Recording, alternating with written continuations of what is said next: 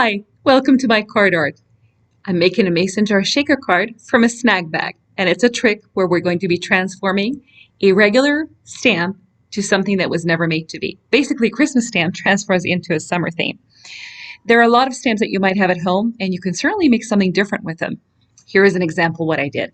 This stamp is a stamp from Inkadinkado, and it's made for a Christmas for a bridge or an arch. As you could see, the snow on top and on the bottom.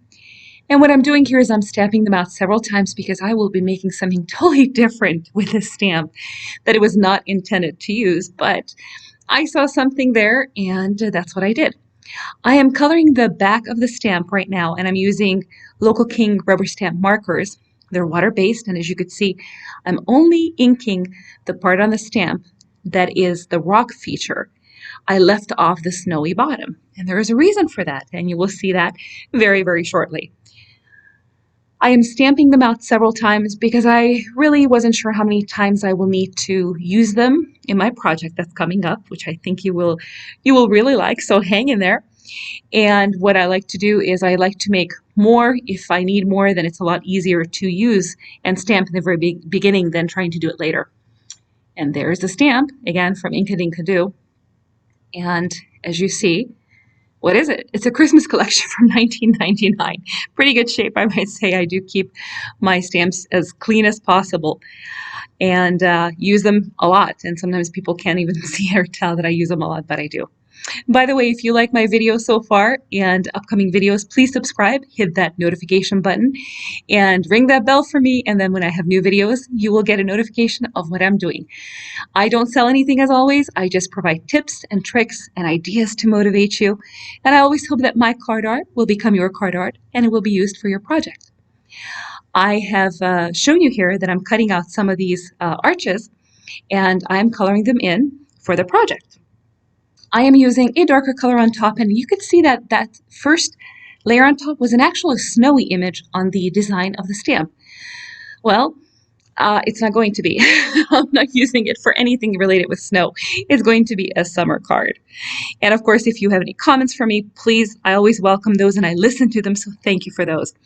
Again, I'm reiterating here, I'm just coloring the stamp with different colors because I would like to create a rock element and some kind of a feature where it has different colors in it. And you'll see in just a moment why, and it's a hint because it'll be something with underwater related theme.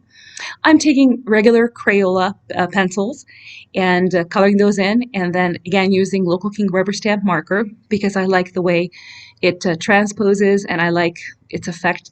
I like to use the lighter colors first and then go to the darker ones because if it's too dark, then obviously you can't line it up unless you add white. It's just a hot mess. I'm coloring in the arch, which is the bottom portion of the bridge, as you can see right there. See that? How it's dark? And I'm again showing the stamp and I'm leaving off that snowy bottom portion. So as you see, when I'm cutting them out, that snowy bottom portion is completely gone with my stamping. Modify the Christmas stamp, using it something different, and I'm edging it with a marker so we avoid those white lines. I'm using different colors because I want to have different rock features that look with different shapes and different colors, and so I did modify some of the rocks and color them a little bit differently. You could freehand this. This is what's so nice. Rocks are rocks. So if your hands are not too steady, sometimes mine aren't, it makes it super easy just to color them in differently and you can't really go wrong. There is that extra piece I didn't need to use, and here it is. A little bit of a water feature. Check this out. Look what I found. This is a snack bag that looks like a mason jar. I went to the grocery store and I was going up and down the aisles and I'm like, wait, what is this? What is this? And it was in a box and I was like, oh, this is really cool. So I found this amazing snack bag and look how hard it is to open. See that? I'm kind of struggling. So I figured, hey, this would make a good shaker card. I can stuff it with things and I don't have to worry about it being sealed and extra glue and none of that. So being see-through, my mind just wandered. I said, oh, perfect scenery. And as you could see, my little snowy bridge doesn't look like a snowy bridge, but it will be something different. So You might guess right now what those arches are for.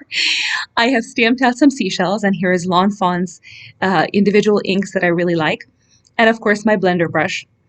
And what I will be doing is coloring the seashells in with a very light color first. Again, going from light to dark. And this way, if you want to color in something a little darker later, you're able to do that and you can do a lot better shading. I'm not being very precise here because, again, this will be a shaker card. Certain elements will be covered up. I just really want to create an effect of colors. And I'm using Photopaper where the images pop a lot better. And the gloss on the paper makes the colors that you're using adhere better. I clean my brushes in between and just take part of the ink from the top and run it over the different seashells. This stamp is a very old stamp that I had, and I actually stamped out about 3 or 4 different images on certain sets of paper, and I just pulled the paper, so the stamp is back with my beach themes. I didn't even pull the stamp for this video, but it is a nice stamp, and as you can see, it has a lot of darkness to it, but with the extra colors, you can lighten them up. I'm using a very light blue ink. Lawn Fawn inks I really like. You guys know I don't sell anything again. I don't try to promote anyone, but I do show you what I do like. And there are some fantastic people out there that make amazing products. So I highly encourage you guys to try some things new and go outside your box and enjoy what is out there. There are fascinating, artists and creators and small companies, and they have amazing things that they come up with all the time. So don't go crazy on spending, but stay within your budget. But it is a lot of fun to go shopping. Now look what I'm doing here. You see this? I am turning the stamp sideways because here I can actually add a little extra edging onto that seashell, and this was perfect for that. I'm using the edges to create a different coloring option. See right there? And you can make straight lines with them. And with this particular seashell, it was perfect for that because I was able to go ahead and actually edge in a very straight but darker shadowing next to the actual stamp that came out on that paper. And again here, I'm doing the same thing on the other shell that I have. And that shell is kind of like a brownish type, so I'm using semi-brown ink color on there from Lawn Fawn. And I'll have descriptions in the link below so you guys can check that out. And again, I'm just patting them on. And a lot of times with certain inks, when you mix different colors, like this was a little bit of purple, you can blend them. Now on the photo paper, it dries faster. But on your brush, on your blender brush, you certainly can mix it. I'm fast forwarding the video because you kind of get the idea as far as how to color. And I'm laying down the different colors on the bottom, and I'm going outside the line, which is okay because I will be cutting this down to a size, and you will certainly see why. So I'm going around the image, but not being very, very careful because I don't need to be.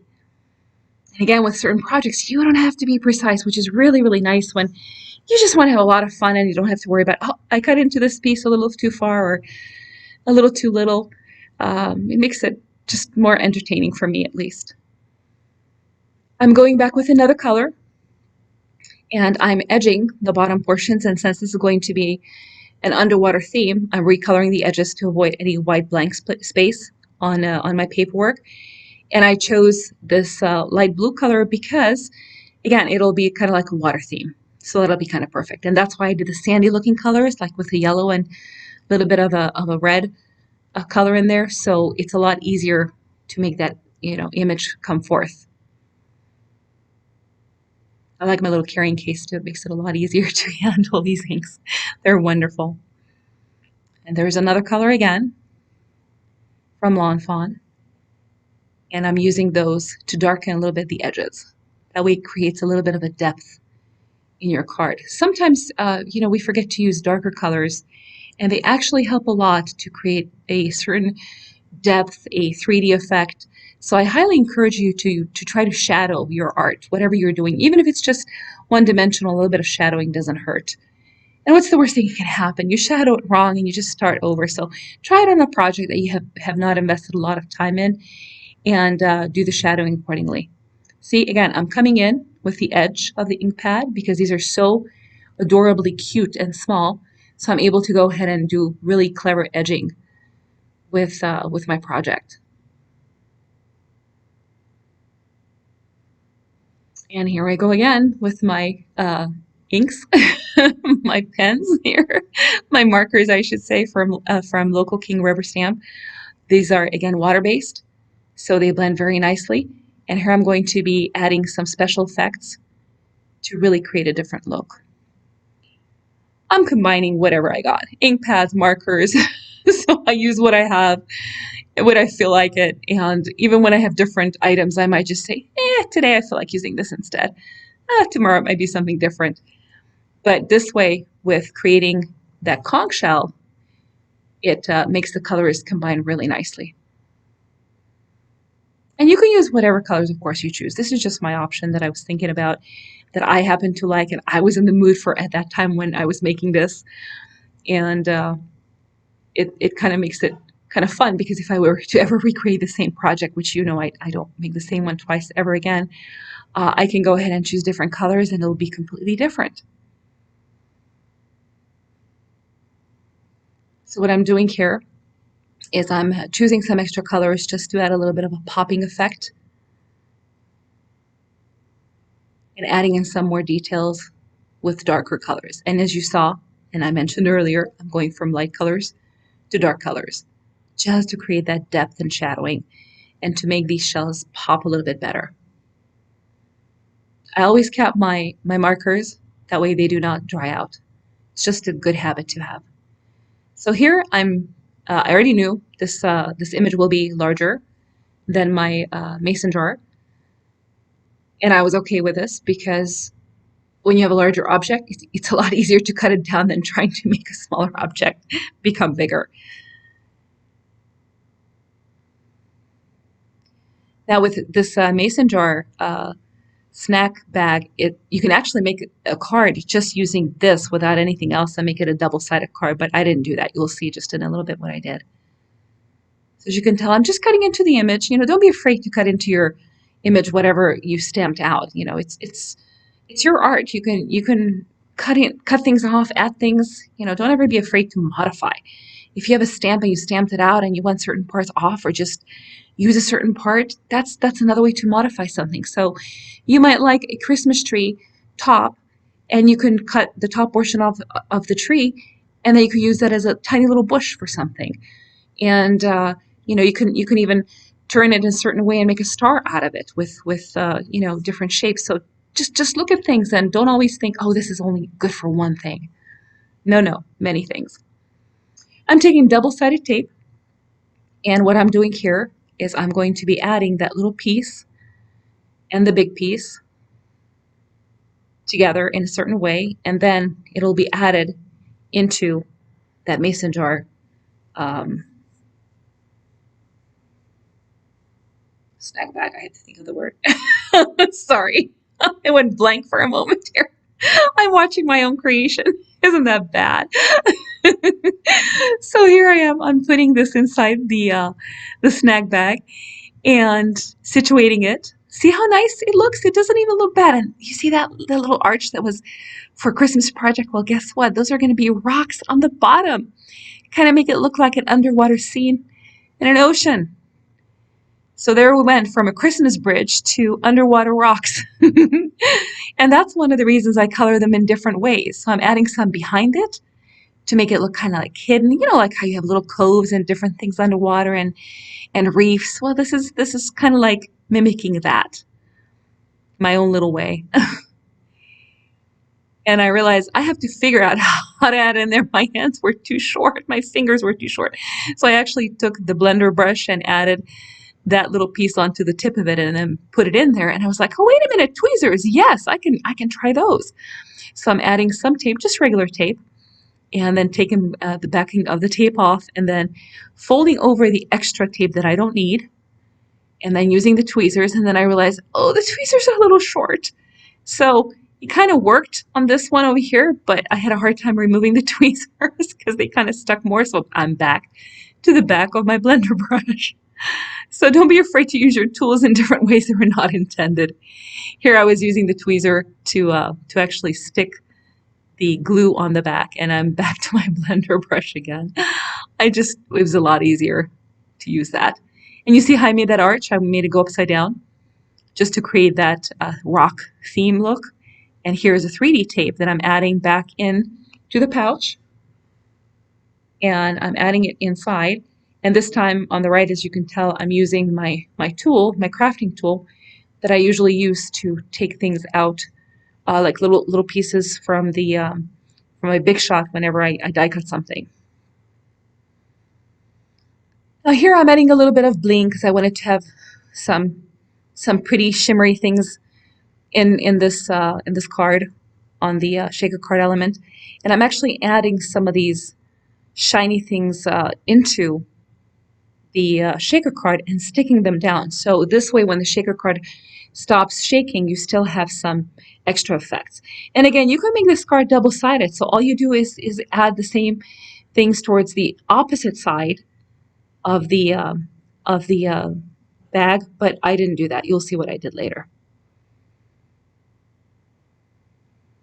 And all I'm doing is just adding some more of this wonderful bling effect.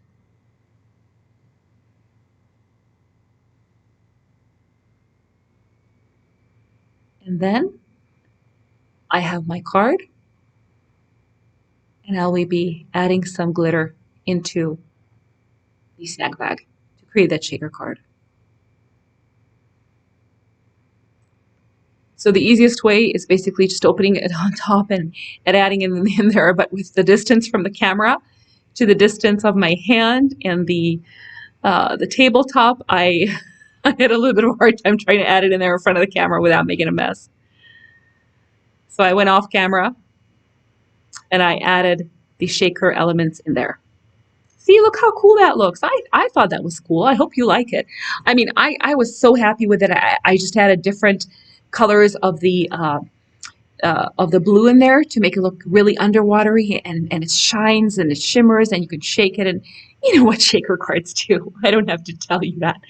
And because I have a lot of those elements on the bottom, I can use a strong double-sided tape, and you don't have to worry about it coming through your project because everything is covered up with the seashells and with those arches, the Christmas arches that are being used now as rocks and reefs, and it made it so much easier.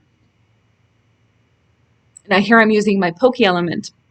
Please don't pierce your card because you're going to have glitter all over, so just go very, very flat towards your project. And I'm adding some more sticky tape on some of the other areas just to make sure that this card is going to hold together very easily and very well. And again, I'm lifting the tape. And once it's all lifted, I can adhere to the paper. Any small pieces that stick out, just bend it back. Don't worry about it. And I'm also adding a little extra tape on the top, and you will see why I'm doing that. I figured it was a mason jar, so I said, I'm going to use something a little extra to create another pop.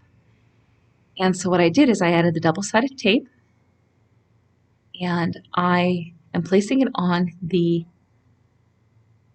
card, the blank card. And then I said, let me add something else first, which is raffia. I got this this raffia paper from actually a gift set that I bought. It was like a chocolate gift set, and it had this amazing color set of this raffia. I said, I'm going to take this. I'm going to use it for something. So when I saw this mason jar, a snack bag, and I just immediately had a vision of doing something underwater, and I said, this is perfect for that. This is just perfect. So as you could see, I'm adding another tape to hold it together because the first tape went to adhere the raffia to the back of the snack bag, and the second layer is going to go to lay it onto the card. So that's why I didn't adhere the first time. I almost did. I almost goofed. See, so you get to see again what I almost goofed on. So then you don't make a mistake. And here I'm trying to tie it together, and it's a little bit short. So you'll see in a second what I'm going to do. Here's another trick I'm going to be showing you. So there are multiple raphias here. And I got that first knot pretty okay, but I wanted to do a second one. And you see I'm kind of struggling here. Well, I found out a trick as I'm doing this, because see how they come apart? So what I realized the best way of doing it is to start twisting. So I'm able to do the first loop, sort of. And now watch my hand. You see how it's not cooperating, but I'm twisting. You see how I'm twisting? I'm twisting all those little pieces together and twist and twist and twist. And now they kind of hold together and I'm able to do my second knot. That's all the raffia I had. So it's not like I cut it short. That's all I had. So I was using what I have at home. And there it is.